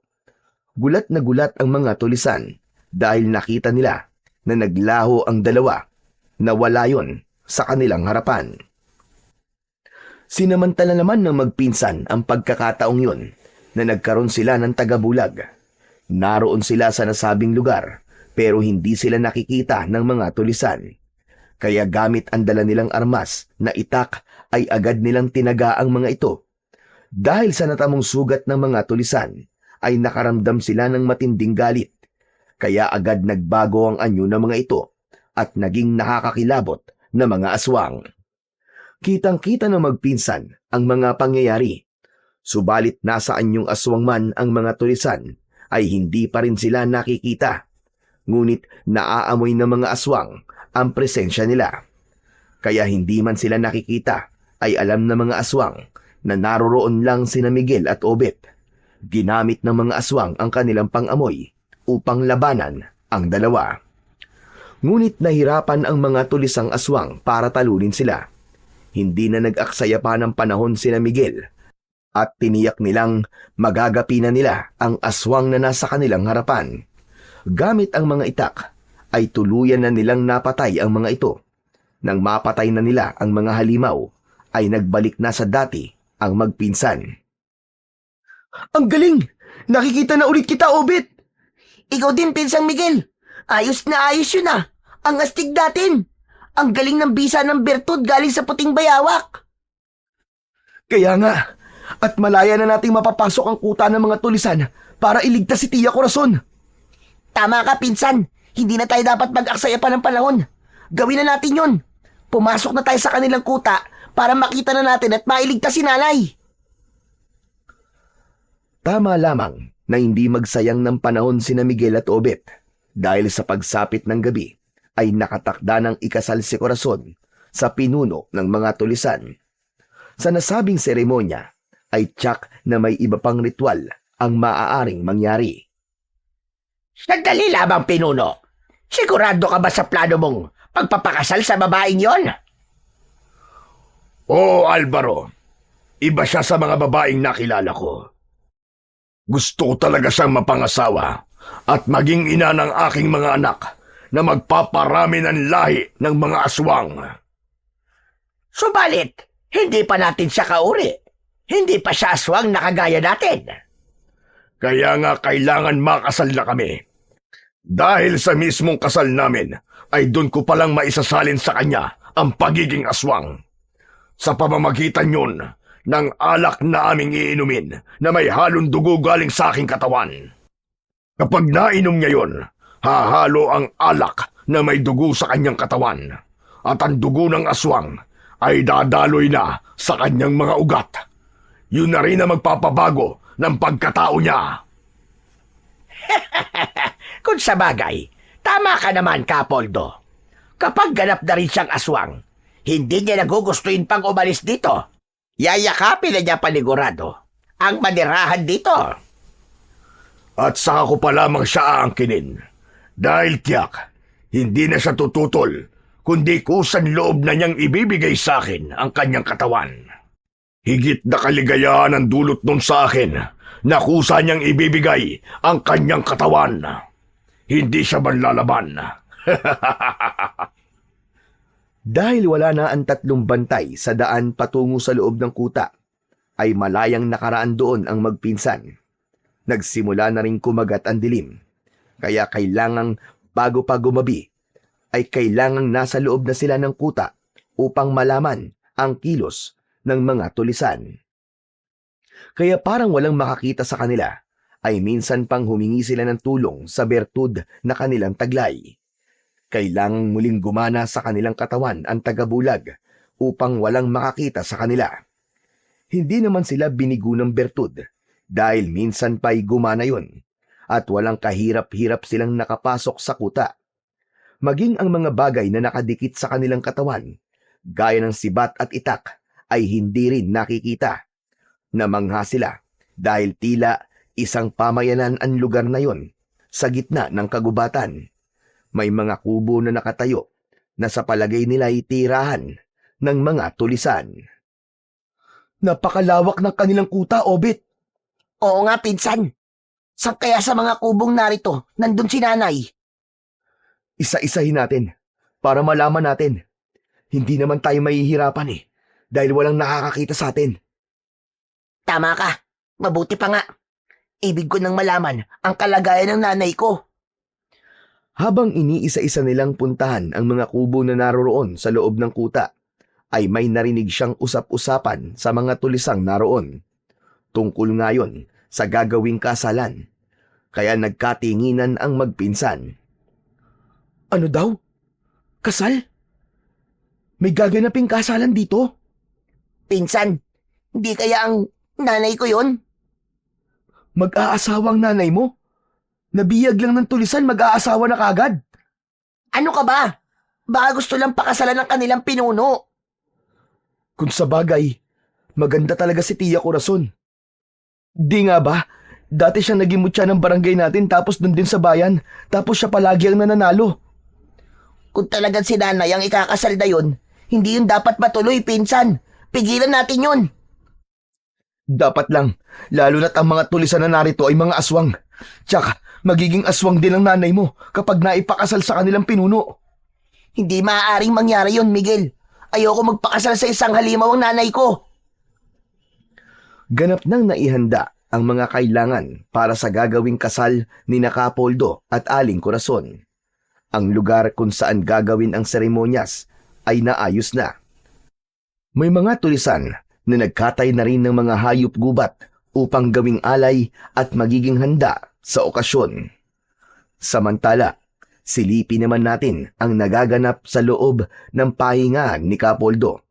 Kausap niya si Aling Corazon. Mugto ang mga mata ng babae dahil sa labis na pag-iyak. Naubos na ba mga luha mo, Corazon?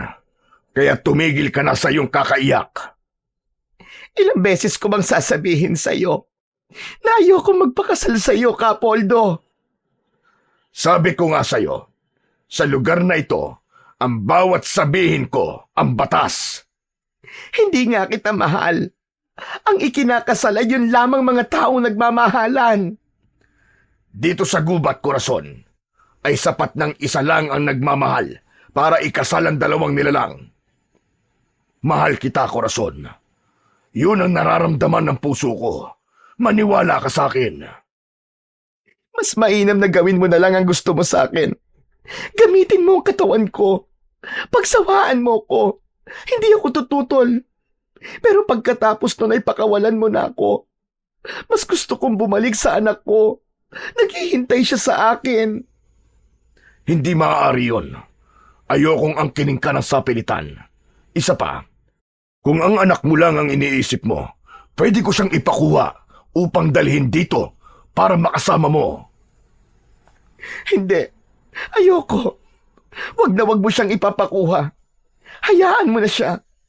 Ayoko madamay pa siya sa paghihirap na dinaranas ko ngayon. Mas mainam kung tatahimik ka na lamang, Corazon.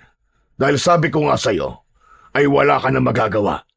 Sa ayaw at sa gusto mo, ay tuloy na ang ating pagpapakasal mamayang gabi. Kasabay ng pagsikat ng bilog na buwan, mainam na magpakasal sa pagbibilog ng buwan dahil swerte ang hatid nun sa ikakasal na aswang. Hindi yun totoo. Dahil ngayon pa lang ay kamalasan ang nararamdaman ko. At ang pagpapakasal sa'yo ay para ko na rin kamatayan. Hindi na pinansin pa ni Capoldo ang mga sinabi ni Aling Corazon. Minsan pa ay itinali niya ang paa at kamay nito bago pa niya ito iwan para lumabas ng kubo. Nais lang tiyakin ng lalaki na hindi makakaalis at walang anumang magagawa ang babae para matakasan siya. Lalo na't nakahanda na ang lahat para sa kasal. Tiyak na ni Capoldo ang kanyang sarili. Si Corazon ang babaeng gusto niyang mapangasawa at makasama habang buhay. Mahal niya na rin ito. Yun ang sinasabi ng kanyang puso. Samantala, naumpisahan na ni Miguel at Obet ang pagbisita sa mga kubo. Marami na silang pinuntahan at sinilip, subalit bigo sila. Ilang kubo na lang ang hindi pa nila natitignan at umaasa sila na sa mga natitirang kubo ay mahahanap na nila si Aling Corazon. Insan, tanong lang, paano pala kung hindi pala sa lugar na ito naroon ang nanay mo? Alam ko nandito siya, Miguel. Nararamdaman ko yun. Lumalakas ang kaba ng dibdib ko. Natitiyak kong makikita natin siya sa lugar na to. Nasa ganung pag-uusap ang magpinsan nang isang tulisan ang biglang sumigaw dahil isang babae raw sa loob ng kubo ang nagpakamatay. Agad ay nagkatinginan sina Miguel at Obet. Naku po! Huwag naman sana, insan! Anak ng... Halika! Tignan natin, pinsan! Dahil nga gumagana pa sa katauhan ng dalawa ang tagabulag, kaya malaya silang nakiusyoso upang tignan ang sinasabing babaeng nagpakamatay. Naibsan ang takot at pangamba ng dalawa nang makita na hindi yun si Aling Corazon, kundi isa sa mga babae na dinala sa kuta na ginawang pampalipas oras ng mga tulisan. Hindi nito kinaya ang ginawa ng mga tulisan dahil kung sino-sinong lalaki ang gumagamit sa kawawang babae. Sa halip na manatiling biyag at patuloy na danasin ang ganung uri ng pagpapahirap, ay pinili na lamang niyang wakasan ang sarili niyang buhay. Ipinagpatuloy ng dalawa ang paghahanap sa kanilang pakay. Hanggang isang kubo, nakakaiba ang pagkakayari ang nakita ni Miguel at Obet. Insan, tignan mo. Namumukod tangi at tila espesyal ang kubong to. Iba ang kabang nararamdaman ko. Ito na siguro yun. Maaaring nasa loob niya ng nanay ko. Tara, punta natin. Nilapitan nila ang pinto ng kubo at nakasara yun. Maigpit na nakatali ng malaking lubid ang pinto. Kaya't gamit ang itak ay pinutol ni Miguel ang tali kaya nabuksan yon. Agad na pumasok ang dalawa at isinara upang hindi makaagaw ng atensyon sa makakakita. Naroon nga sa loob si Aling Corazon. Nakatali ang mga paa at kamay.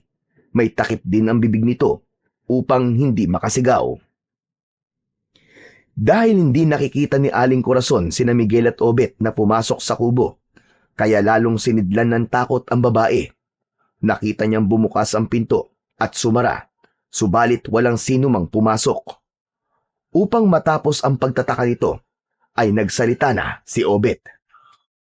Nay, huwag kayo maingay. Kami po ito. Kasama ko po si Miguel. Opo, tiya. Narito po kami ni Obet para iligtas kayo. Inalis ni Obet ang nakatakip na tela sa bibig ng ina para makapagsalita ito. Obet, Miguel, naririnig ko mga boses nyo. Pero bakit hindi ko kayo nakikita? Paano nangyari yon? Na di ko kayo nakikita? Mahabang kwento po, tiya. Pero dahil po yun sa bertud, saka na lang po namin sasabihin sa inyo. Nay, ang kailangan po ay makaalis na tayo dito sa lalong madaling panahon. Tara na po, Nay! Nasa ganung pag-uusap ang tatlo nang maramdaman nila na may mga yabag na paparating. Dahil hindi naman nakikita ang magpinsan, kaya wala silang dapat alalahanin. 2 babaeng tulisan ang pumasok sa kubo at nais nilang ilabas si Corazon. Teka, anong gagawin niyo sa akin? Saan niyo ako dadalhin? Tumutol ang ina ni Obet na sumama sa mga babaeng tulisan. Sinabi ng mga ito na ipinapalipat siya ng kubo dahil nasa ibang kubo ang damit na isusuot para sa kasal.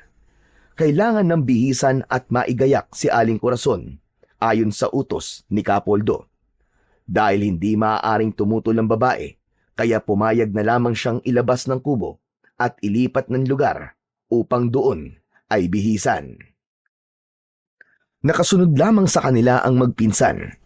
Walang nakakakita sa kanila, pero napapalingon paminsan-minsan ang mga babaeng tulisan dahil pakiwari nila ay may nakasunod sa kanila. Isa pa ay may naaamoy silang kakaiba, kaya may kutob silang meron silang kasamang ibang nilalang. Dahil nga sa ginagawang paghahanda para sa kasal at iginagayak na rin si Aling Corazon, ay nawalan na ng pagkakataon ang magpinsan na makausap ito. Kaya nag-isip na lang sila ng ibang plano. Wala nang ibang pagkakataon, Obet. Kaya gawin na lang natin sa araw mismo ng kasal.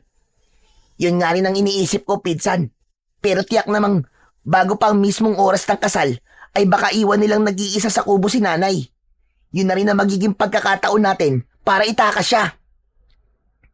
Ang narinig ko kanina, gagawin ang kasal sa pagsikat ng buwan. At malapit na yon. Mga ilang oras na lang ang hihintay natin dahil maya-maya lang ay sisikat ng buwan. Magpahinga na muna tayo dahil siguradong mapapalaban tayo mamaya. Humanap na muna tayo ng mapagtataguan. Kailangan itigil na muna natin ang paggamit ng bertud. Huwag na muna tayong gumamit ang tagabulag dahil baka kung kailan natin kailangan yon, saka pa pumalpak at magkaroon ng aberya. Tara na!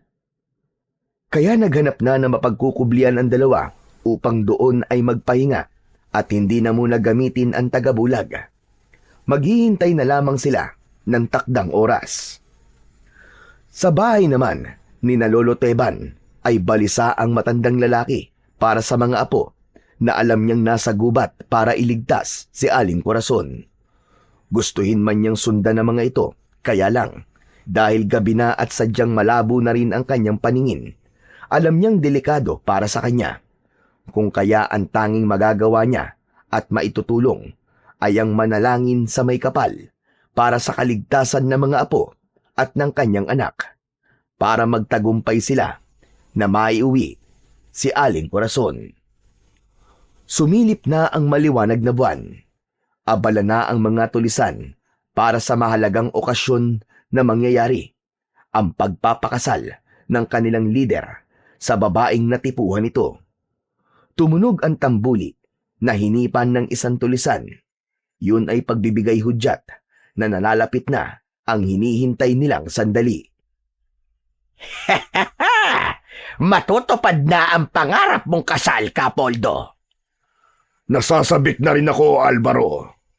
Ngayon lang kita nakita na ganyang kasaya. Dahil totoo ang pagmamahal na nararamdaman ko para kay Corazon.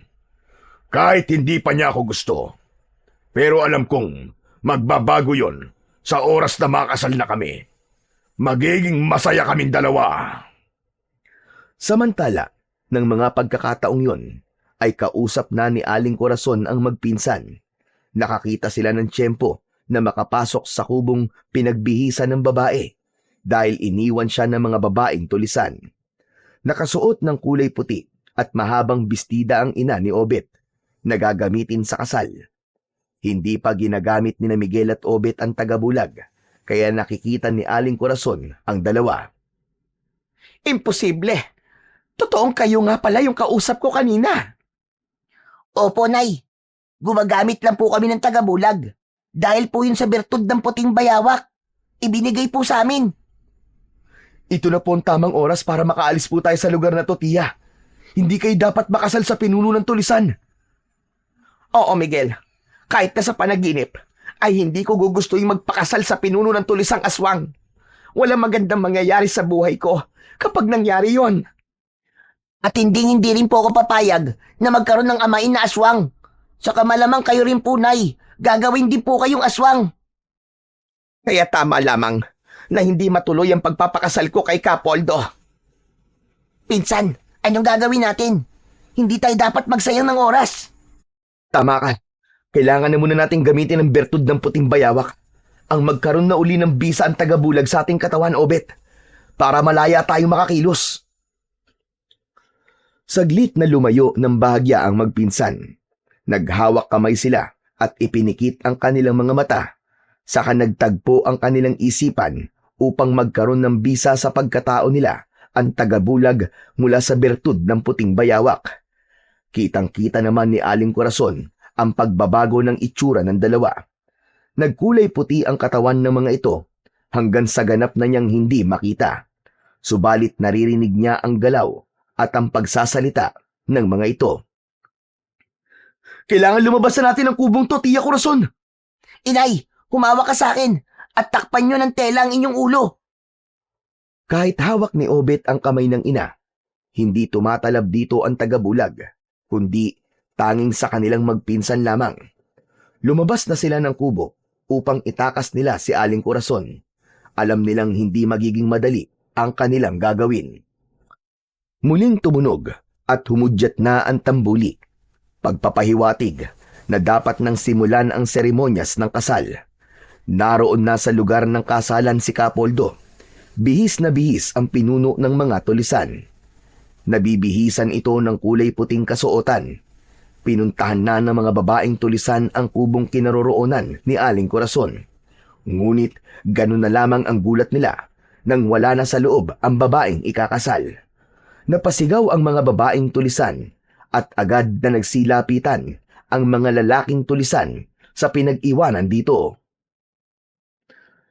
Nagwawala at galit na galit si Capoldo nang malaman na nawawala si Aling Corazon.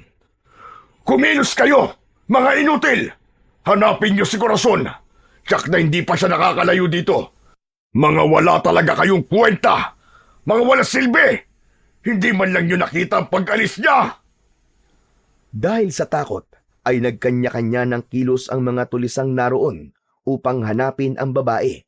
Alam nila kung paano magalit si Capoldo, kaya dapat nilang maibalik si Corazon upang matuloy ang kanilang kasal. Bago paganap na makaalis sa kuta ng mga tulisan sina Aling Corazon kasama ang magpinsan, ay isang bantay ang nakakita. Agad itong sumigaw upang humingi ng tulong dahil nakita niya ang pagtakas ni Aling Corazon. Nagsipaglapitan ang mga tulisan na nakarinig sa sigaw ng bantay. Pilit nilang kinuha upang ibalik si Aling Corazon para matuloy ang kasal. Pero syempre, hindi papayag sina Miguel at Obet na mangyari yon. Kaya naman, ginamit nila ang kanilang dalang sandata upang labanan ang mga tulisan na ibig kumuha kay Aling Corazon. Ganun na lamang ang pagtataka ng mga tulisan dahil ramdam na ramdam nila na may nananakit at lumalaban sa kanila, subalit hindi nila nakikita. Dahil doon ay sinidlan ng takot ang mga ito. Dahil yun sa mga nilalang na kalaban nila, subalit hindi nakikita. Lalo na't nakikita na lamang nilang nasusugatan at meron ding napuputol ang mga braso ng ibang tulisan. Sa kabila noon ay hindi pa rin napigilan ang mga tulisan para lumaban, kaya ang iba sa kanila ay naging aswang na. Sa pagpapalit ng anyo ng mga tulisan para maging aswang, ay saka pa lang nila nakita ang kanilang kalaban. Dahil nakikita ng mga aswang ang tunay na itsura ni Miguel at Obet, mas malalakas ang mga aswang na yon dahil walang epekto ang tagabulag ng dalawa. Naku po! Naging aswang ang mga kalaban nating tulisan, Obet! At tignan mo, Miguel! Nakikita nila tayo! Alam nila kung nasan tayo! Delikado tayo nito! Oo nga, Walang bisa sa paningin ng mga aswang na yan ang tagabulag natin. Sigurado mas malalakas sila. Kaya kailangan mas galingan natin ang pagharap sa kanila gamit ang ating mga sandata. Teka, si Inay Miguel. Dinala siya ng mga tulisan sa kanilang pinuno. Itutuloy pa rin nila ang kasal. Obet, huwag ka mag-alala. Dahil may napag-usapan na kami ni Tia Corazon kanina. Isa yun sa plano ko. Sakaling mahuli tayo at mahadlangan ang pag-alis natin dito sa kuta. Anong gagawin ni Inay? Maghintay lang tayo, Obet. Ang kailangan muna nating gawin ay harapin ang mga tulisang aswang na ibig din tayong patayin. Dinala ng mga tulisan si Aling Corazon sa harap ni Capoldo. Malaking ngiti ang agad na sumilay sa pinuno ng tulisang aswang nang makita na naroon ang babaeng nais niyang pakasalan. Ano pang hinihintay natin? Simulan na ang seremonyas para sa aming pag-iisang dibdib ng aking minamahal. Isa kang baliw, Capoldo! Baliw ka! Mangyayari ng aking pinakaasam. Magiging asawa na kita, Corazon. Magiging akin ka na ng buong buo. At magiging bahagi ng aming samahan. Magiging aking reyna at magiging ina ng aking mga magiging anak. Isang kahangalan yon. Hindi yun mangyayari kailanman. Nagngingit-ngit na sa galit si Aling Corazon at mula sa ilalim ng suot niyang saya ay inilabas niya ang putol na pana na ibinigay sa kanya ni Miguel at buong lakas at bilis na itinusok niya yon sa dibdib ni Capoldo sa mismong tapat ng puso nito. Buong lakas niyang ibinaon yon para umabot sa puso ng pinuno ng mga tulisang aswang. Pumalahaw si Capoldo sa tindi ng sakit, lalo na't tinamaan ng matulis na sibat ang kanyang puso. Habang pumapalahaw ay nagbago ang anyo ni Capoldo at naging nakakatakot na aswang. Subalit nawalan ng saysay ang pagbabagong anyo niya dahil hindi pa rin niya magawang alisin ang sibat na tumusok sa kanyang dibdib. Ginamitan yun ni Miguel ng bulong mula sa tulong ng bertud ng puting bayawak. Umuusok ang bahaging nasugatan ng pana at lumala ang sugat ng lider ng mga aswang. Tila naaagnas ang bahagi na may sugat at gumagapang yon sa buong katawan ni Capoldo. Walang nagawa ang ibang tulisan na naroroon. Hindi nila alam kung paano tutulungan ang kanilang pinuno. Habang nagtatagumpay naman sina Miguel at Obet upang harapin ang mga tulisan na naging aswang. Malapit na nating maubos sa mga tulisang aswang, Miguel! Oo, Obet, tama ka! Hindi tayo pinabayaan ng bertud ng puting bayawak. Dahil bukod sa tagabulag na binigay niya, binigyan din niya tayo ng bilis at lakas para lipulin ang mga kampo ng kadiliman. Habang unti-unting naaagnas ang katawan ni Capoldo dahil sa ginawang pagsaksak ni Aling Corazon ng sibat sa mismong puso nito, ay tila nanghina na rin ang iba pang mga tulisan na naroroon. Nawalan sila ng lakas hanggang sa mabuwal at humandusay ang katawan sa damuhan. Ang iba pang mga tulisang aswang na kalaban ni Miguel at Obet ay ganun din ang nangyari. Nanghina at humandusay ang mga katawan. Nagulat naman ang magpinsan sa nangyari sa kanilang mga kalaban. Maya-maya pa ay may kulay itim na usok na lumabas sa katawan ng mga ito. Nawala ang kakaibang bangis na nasa muka ng mga tulisan. Nagtataka kung bakit sila naroon sa gubat at hindi nila maalala ang mga nangyari. Sandali! Bakit kami nandito? Sino kayo? Teka! Naguguluhan ako! Malaya na kayo. Sige na, ligtas na kayo sa kamay ni Capoldo. Sino siya? Sino si Capoldo? Hindi na mahalagang makilala niyo pa siya. Isa pa'y wala na rin siya at ligtas na kayong lahat sa kanya. Maaari na kayong umuwi sa inyong mga pamilya. Bilisan niyo na! Umalis na kayo rito! Pagkasabi ni Aling Corazon ng bagay na yon, ay wala nang naging tanong pa ang mga taong dati tauhan ni Capoldo. Magkakasamang tumalikod na ang mga ito upang lisanin ang gubat. Dahil wala na rin ang mga nilalang na kalaban ng magpinsan, sapagkat sila man ay bumalik na sa dating mga wisyo. Wala na sa kanila ang impluensya at espiritu ng dilim na binalot ni Kapoldo sa kanila. Lumapit sina Miguel at Obet kay Aling Corazon. Okay ka lang ba, Tia Corazon? Oo, Miguel. Okay lang ako. At wala na rin si Kapoldo. Naglaho na siya. Natunaw na ang kanyang katawan at naging abo. Siya nga po, Nay. Ligtas na po tayo. Hindi po nagtagumpay ang pinuno ng mga tulisan sa kanyang ibig na mangyari. Ligtas na po kayo sa kasamaan niya at hindi na rin po kayo magiging aswang. Tama ka, anak. Dahil hindi papayagan ng dakilang lumikha na maghari sa buhay natin ang kadiliman. Tama po kayo, Nay. Hindi po tayo pinabayaan ng Panginoong Diyos.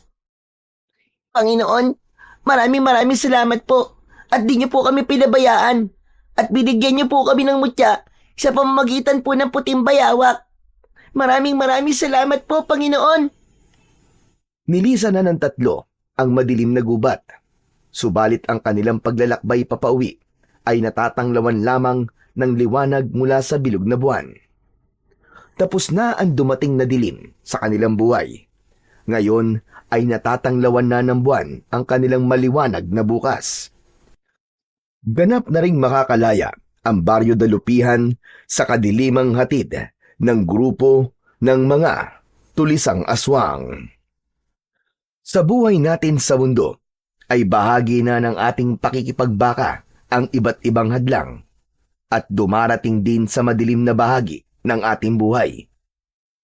Ganun pa man, manatili ang ating pagtitiwala na ang lahat ay magtatapos at laging may tutulong sa atin sa iba't ibang pamamaraan